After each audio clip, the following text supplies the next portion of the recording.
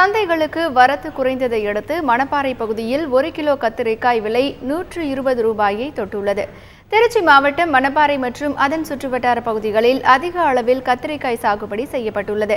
இந்நிலையில் கடந்த வாரம் பெய்த கனமழையால் உற்பத்தி கடுமையாக பாதிக்கப்பட்டது. இதனால் கத்திரிக்காய் விலை உச்சத்தை தொட்டுள்ளது. கடந்த மாதம் அதிகபட்சமாக 30 ரூபாய்க்கு விற்பனை செய்யப்பட்ட 1 கிலோ கத்திரிக்காய் தற்போது 120 ரூபாய்க்கு விற்பனை செய்யப்படுவதாக வியாபாரிகள் தெரிவித்துள்ளனர்.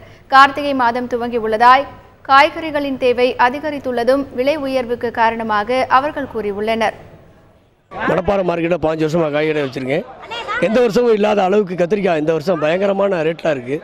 காரணம் மழையில் எல்லாம் பூ பிஞ்சு எல்லாம் கொட்டி போச்சு. அங்கங்கே 10 மூடை வர்ற கத்திரிக்காய் 1 மூடை அரை மூடையுமா வருது. வர்றதுனால ரேட்டு ஓவராக ஏறி போச்சு. 100 ரூபா 120 ரூபா கத்திரிக்காய் அன்றைக்கி விற்கிது. கத்திரிக்காய் விலை கேட்டால் கத்திரிக்காய் 100 ரூபா என்னன்னு வாங்குறது? எவ்வளோ கம்மியாக மலிவாக இருந்தால் தானே வாங்க முடியும். விலையெல்லாம் கூட சொல்கிறாங்க, 100 ரூபா சொல்கிறாங்க. கத்திரிக்காயெல்லாம் எப்படி வாங்குறது? காய் வெள்ளம் 100 ரூபா 120 வரையும் தாண்டிடுச்சு.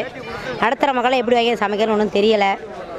கஷ்டமாக இருக்குது. ஒரு காய் முதல்ல கொண்டாந்து 100 ரூபா வாங்கினா பை ரொம்ப, இப்போலாம் 300 ரூபா வாங்கினா பை ரொம்ப மாட்டேங்குது.